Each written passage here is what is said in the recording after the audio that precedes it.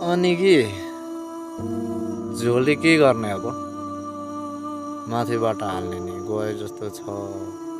साग सुक्छ होला हौ। हामी 3 दल एउटै दलबाट जाउँ पिलर भएर। छुट्टा छुट्टै गइयो भने त सेरे जस्तो छेरिन्छ। एउटै दलबाट जाउँ नभए त हाम्रो जाने निश्चित छ। कोही चाक सुक्ने, कोही जेल जाने। यत्रो हाम्रो अनि सङ्गठनहरू छ त नि।